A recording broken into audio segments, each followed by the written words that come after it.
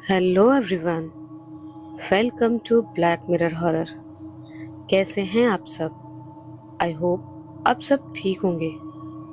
आज मैं आप सभी के लिए एक बहुत ही यूनिक और खौफनाक कहानी लेकर आई हूँ और उम्मीद करती हूँ कि आप सभी को ये कहानी ज़रूर पसंद आएगी।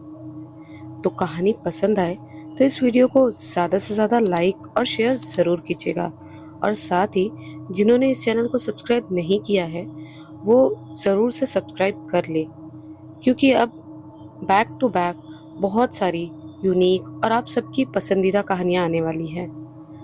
काफ़ी दिन से कहानियाँ नहीं आ रही थी, वो कुछ हेल्थ इश्यूज़ की वजह से मैं ज़्यादा रिकॉर्डिंग नहीं कर पा रही थी।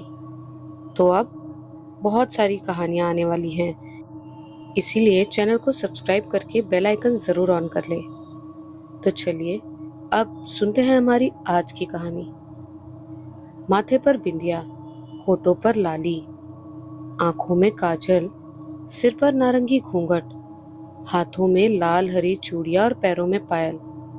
ये सब श्रृंगार सुनकर आप सभी के मन में एक खूबसूरत औरत की मनमोहक तस्वीर उभर आई होगी। ज्यादातर लोगों के कानों में तो पायल की छन छन और चूड़ियों की खनखन भी सुनाई दी गई होगी।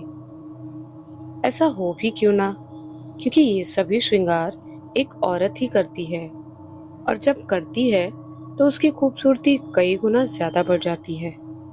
लेकिन सिर्फ शब्द जाल में उलझकर किसी भी बात की सच्चाई जाने बिना, उसकी जड़ तक पहुंचे बिना खुद से ही किसी नतीजे पर पहुंचना, और खास कर किसी औरत के मन में एक खूबसूरत तस्वीर बना लेना, किसी के लिए भी जानलेवा साबित हो सकता है या फिर जिंदगी भर का जख्म भी दे सकता है।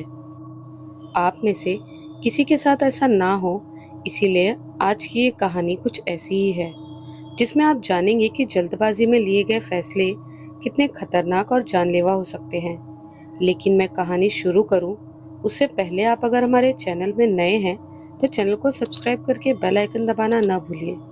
और हाँ, आपके इस फैसले से आपके लिए कोई खतरा नहीं होगा, बल्कि आपका मनोरंजन ही होगा। हमेशा की तरह उस दिन की सुबह भी बाली काका की चाय की दुकान के पास चाय के शौकीन लोग इकट्ठा होने लगे थे। लेकिन वो सभी ये देखकर हैरान थे कि सुबह के 7 बजने के बाद भी दुकान नहीं खुली थी।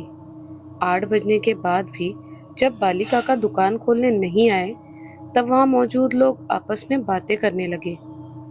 आज से पहले तो ऐसा कभी नहीं हुआ कि सुबह के 8 बजने के बाद भी बाली काका ने दुकान ना खोली हो और बिना बताए वो कहीं गए हो। लेकिन न जाने आज ऐसा कैसे हो गया। जरूर वो किसी बहुत जरूरी काम में फंस गए होंगे, तभी आज ऐसा हुआ है। नहीं तो दुकान बंद करने से पहले वो हम में से किसी न किसी को बताते जरूर। उसके बाद वो सभी एक एक करके अपने घर लौटने लगे। बाली काका की दुकान गांव की सीमा के बाहर सड़क पर उस जगह पर थी जहां से जंगल की सीमा शुरू होती थी। उनकी दुकान के पीछे ऊंचे पेड़ और घनी झाड़ियां थी। पिछली सुबह की तरह ही अगले दिन की सुबह भी बाली काका की दुकान के बाहर चाय पीने वालों की भीड़ इकट्ठा होने लगी थी। लेकिन बाली काका ने दुकान नहीं खोली थी। कुछ लोगों ने बताया कि वो लोग बाली काका के घर भी गए थे, जहां से उन्हें पता चला कि वो परसों शाम से घर नहीं आए। वो कहाँ हैं उसके बारे में उन्हें कुछ नहीं पता, लेकिन वो बहुत दिनों से रिश्तेदारी में जाने का बोल तो रहे थे, तो हो सकता है वो बिना बताए वहां चले गए हों। ये बात आज से लगभग 30 साल पुरानी है। तब लोगों के पास फोन नहीं होते थे, नहीं तो फोन करके पता किया जा सकता था कि बाली काका आखिर है कहाँ। एक एक करके 5 दिन बीत गए और बाली काका ने ना तो दुकान खोली और ना ही ये पता चला कि आखिर वो है कहाँ। इस वजह से बहुत से लोगों ने उनकी दुकान की तरफ जाना ही बंद कर दिया था। लेकिन कुछ लोग थे जिनकी उनसे अच्छी बनती थी। वो लोग इस उम्मीद में कि दुकान खुली होगी, दिन में एक बार दुकान की तरफ जरूर जाते थे। उन्हीं लोगों में से एक थे दीनू काका, जिन्हें बाली काका का सबसे अच्छा हितैषी या परम मित्र कहा जाता है। दीनू काका भी लगातार 5 दिनों तक सभी लोगों की तरह बाली काका की दुकान चाय पीने की आस में जाते रहे और छठवें दिन भी उन्होंने वैसा ही किया। वो सुबह बाली काका की दुकान पहुंच गए। दुकान तो नहीं खुली थी, लेकिन उस दिन उन्हें वहां कुछ अजीब और बदबूदार महसूस हुआ। उन्होंने दुकान के पीछे की तरफ से आती हुई तेज दुर्गंध महसूस की। वो दुर्गंध सड़े हुए मांस की थी। ये सोचकर कि कोई जानवर वहां मरा होगा, दीनू काका ये देखने नहीं गए कि आखिर वो दुर्गंध आ कहां से रही है। वो अपने घर लौट गए। उन्हीं की तरह ही गांव के कुछ लोग और भी वहां गए और उन्हें भी वही दुर्गंध महसूस हुई। उनकी जिज्ञासा ने यह पता लगा लिया कि वो दुर्गंध किसी मरे हुए जानवर की नहीं, बल्कि बाली काका की सड़ी हुई लाश से आ रही थी। लाश पूरी तरह सड़ चुकी थी, जिस वजह से ये पता नहीं चल पाया था कि उन्होंने आत्महत्या की है या फिर किसी ने उनकी हत्या कर दी है। हाँ, लेकिन उनके शरीर पर एक भी कपड़ा नहीं था। वो पूरी तरह नग्न अवस्था में थे और उनकी पीठ पर कुछ लिखा हुआ था, लेकिन उनका शरीर इतनी बुरी तरह से सड़ चुका था कि किसी के समझ में नहीं आ रहा था कि आखिर वो लिखा क्या है। बाली काका पूरे गांव में सम्माननीय व्यक्ति थे, इसीलिए उनकी मौत की वजह से पूरा गांव शोक में डूब गया था। लेकिन कुछ सवाल भी खड़े हो गए थे, जैसे कि आखिर उनकी मौत कैसे हुई, उनकी पीठ पर वो क्या लिखा था और वो लिखने वाला कौन था, जिनके जवाब किसी के पास भी नहीं थे। लेकिन आने वाले कुछ महीनों में एक और सवाल लोगों के मन में घर करने वाला था, और एक सवाल का जवाब कि बाली काका की पीठ पर लिखा क्या था, उसका जवाब मिलने वाला था, क्योंकि उनकी मौत के अगले 11 महीनों के भीतर ही उनकी दुकान के सामने से गुजरने वाली सड़क के आसपास ही 11 लोगों की लाशें मिली थी। वो लाशें भी पूरी तरह नग्न अवस्था में थी।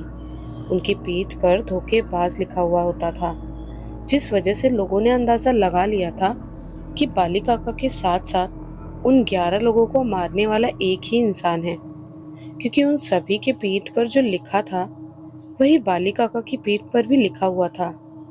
इतने सारे लोगों की मौतों की वजह से गांव के लोग डर के साए में जीने को मजबूर थे और शाम होते ही अपने घरों में कैद हो जाते थे।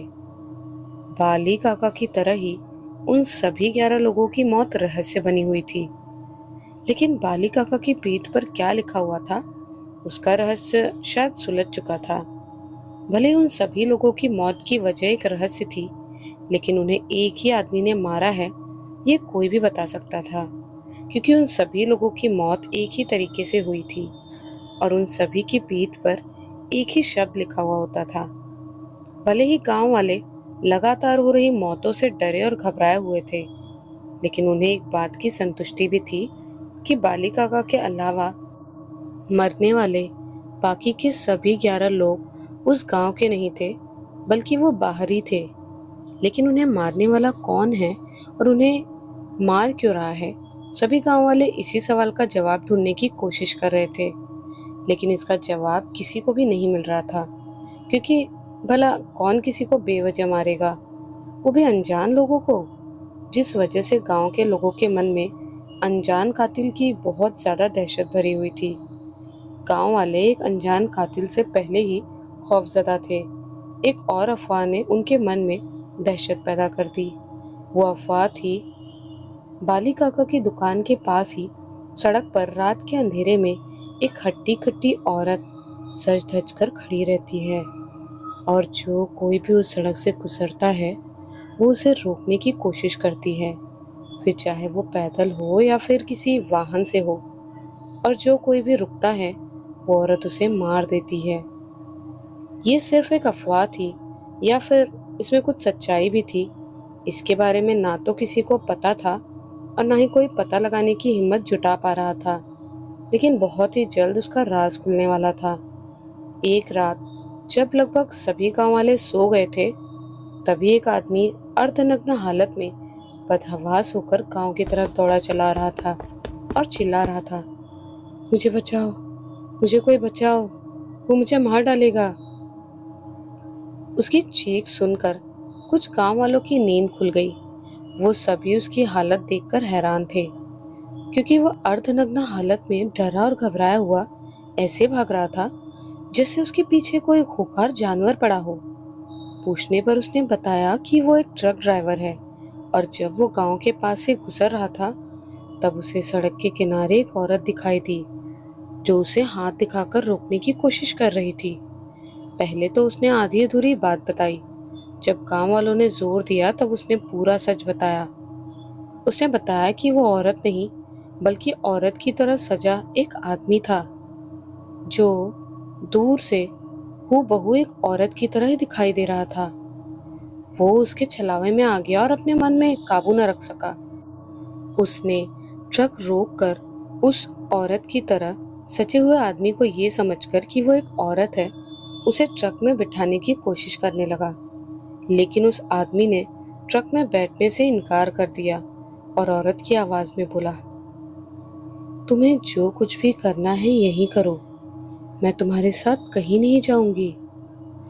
उसकी आवाज बहुत मनमोहक थी और उसका श्रृंगार इतना साफ और बारीक था कि वो ट्रक ड्राइवर धोखा खा गया और उस पर मोहित होकर जैसा जैसा वो बोला वैसा वैसा वो करने लगा।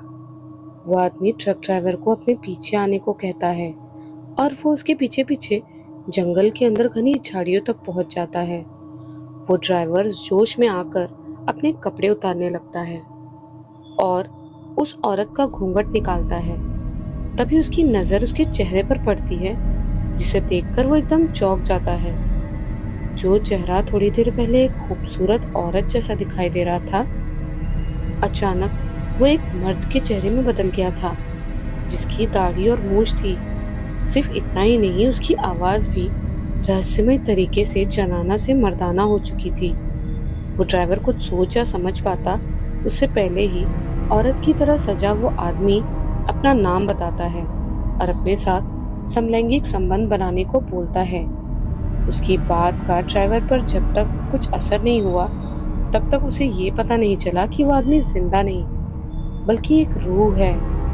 जैसे ही उसे पता चलता है कि रात के अंधेरे में जिसकी खूबसूरती पर मोहित होकर वो उसके पीछे पीछे अनजान जंगल के इतने अंदर तक आ गया, वो न तो औरत है और न ही जिंदा इंसान। अपनी जान बचाकर अर्धनग्न हालत में ही वो वहां से भागता है और भागते भागते गांव तक आ जाता है।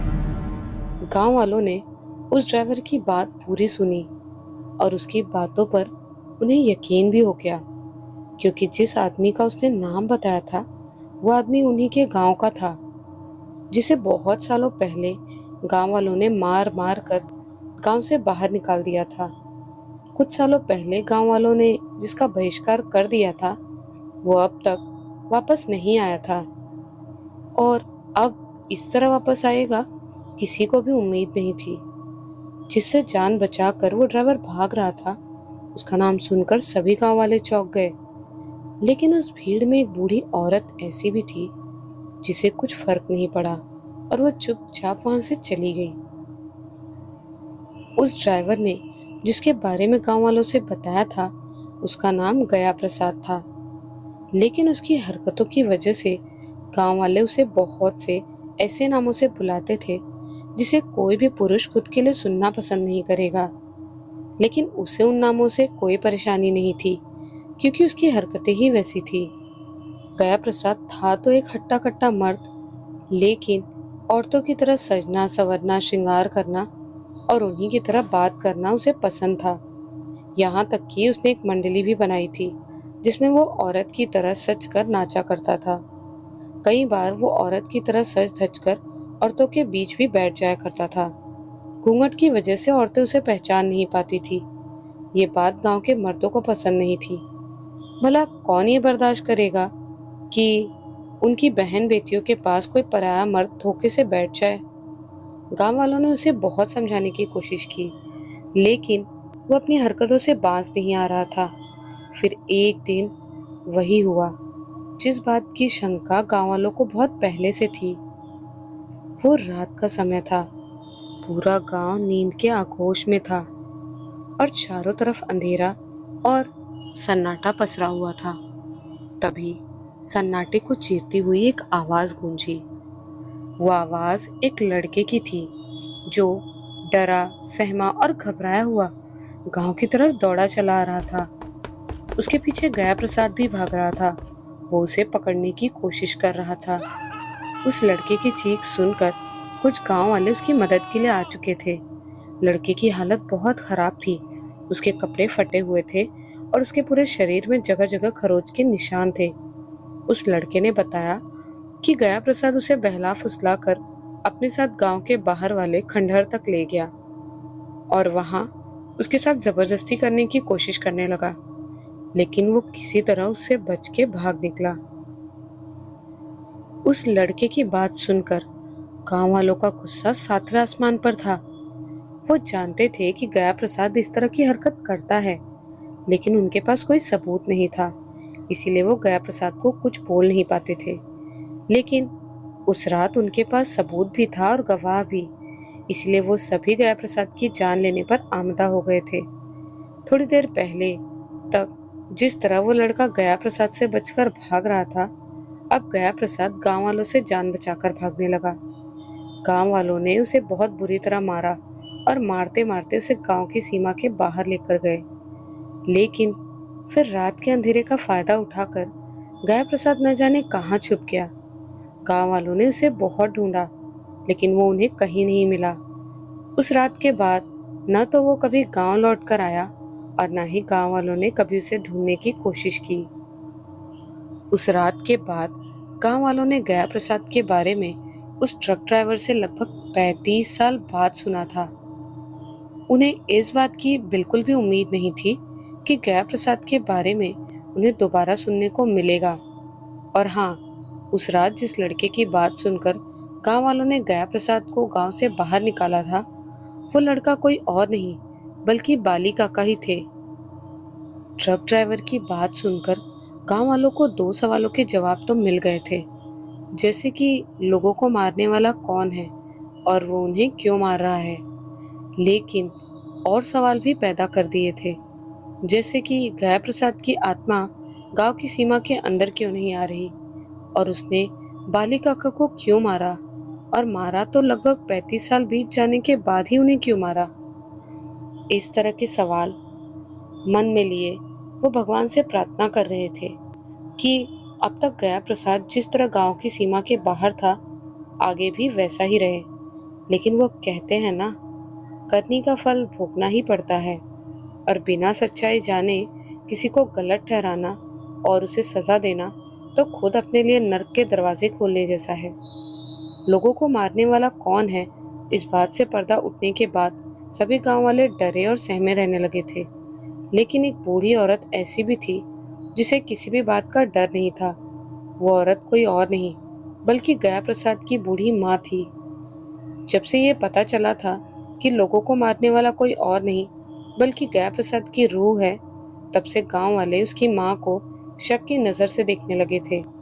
वो उस पर नज़र भी रखने लगे थे कि वो क्या करती है और कहाँ जाती है, क्योंकि वो लोग जानते थे कि उसकी माँ झाड़ फूक करती है।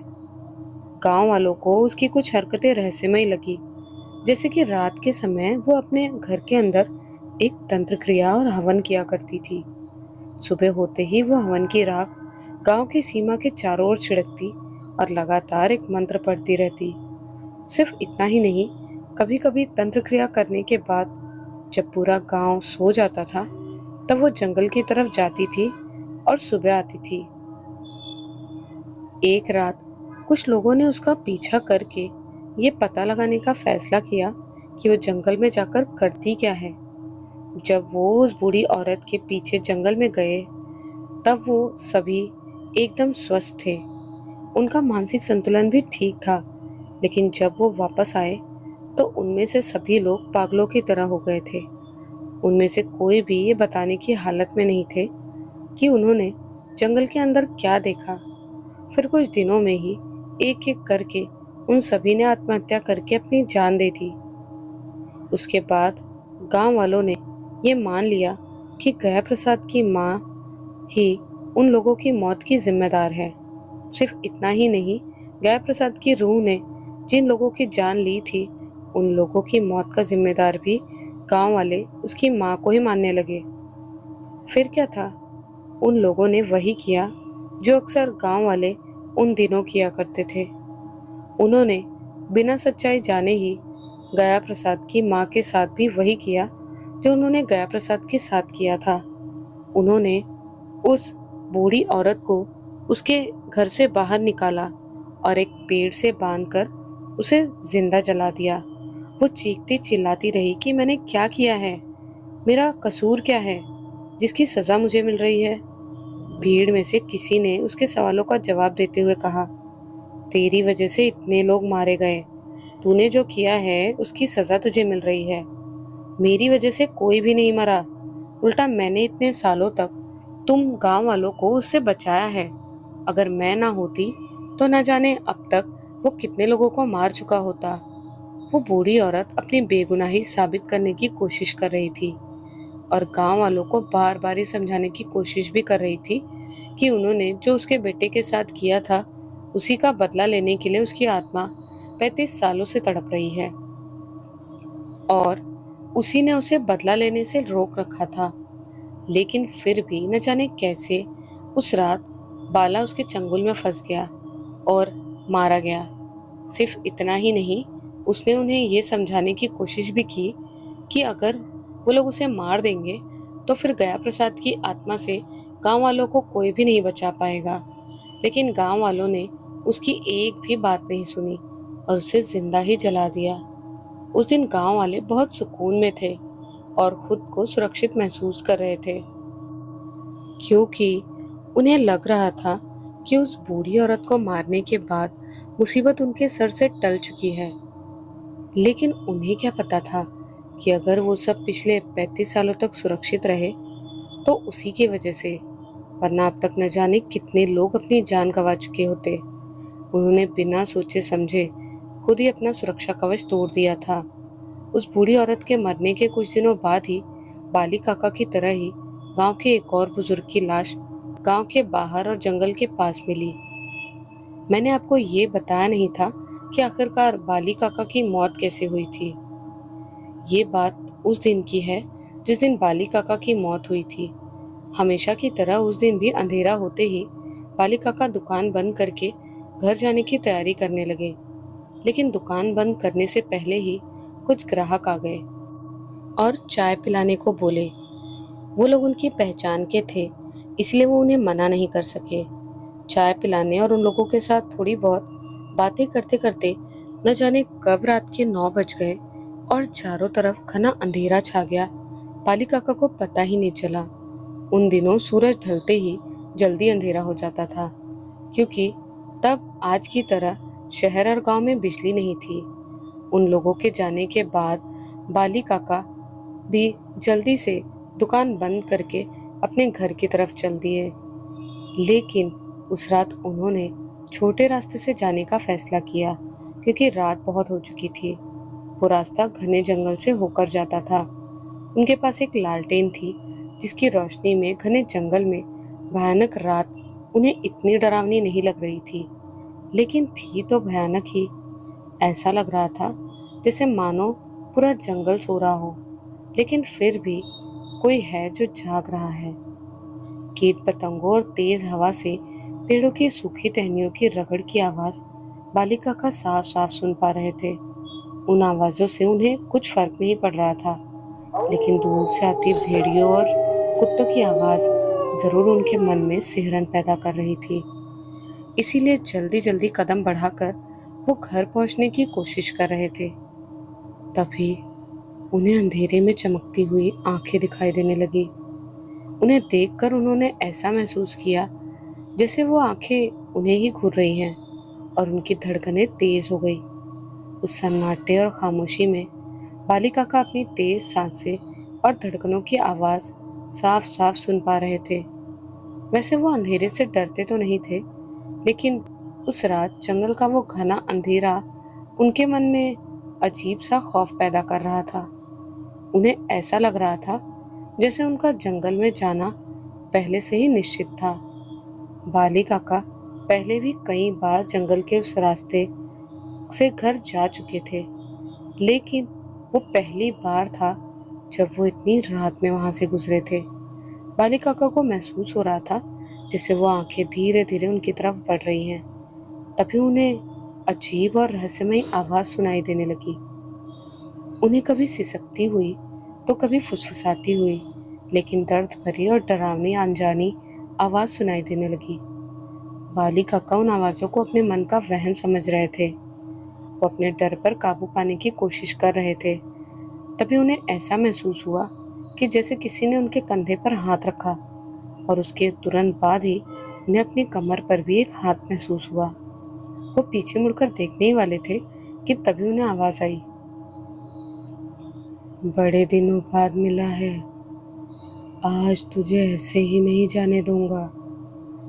बहुत इंतजार करवाया है तूने, मेरे परम मित्र। वो आवाज सुनकर बाली काका इधर उधर देखने लगे, लेकिन उन्हें आसपास कोई भी दिखाई नहीं दिया। कौन हो भाई? क्यों मुझ बूढ़े को डरा रहे हो? तुम्हें जो भी चाहिए सामने आकर बोलो। बाली काका सहमी हुई आवाज में बोले। उनकी बात खत्म होते ही जंगल के सन्नाटे को चीरती हुई चारों तरफ जोर जोर से हंसने की आवाज गूंजने लगी। हंसी की आवाज सुनकर बाली काका डरे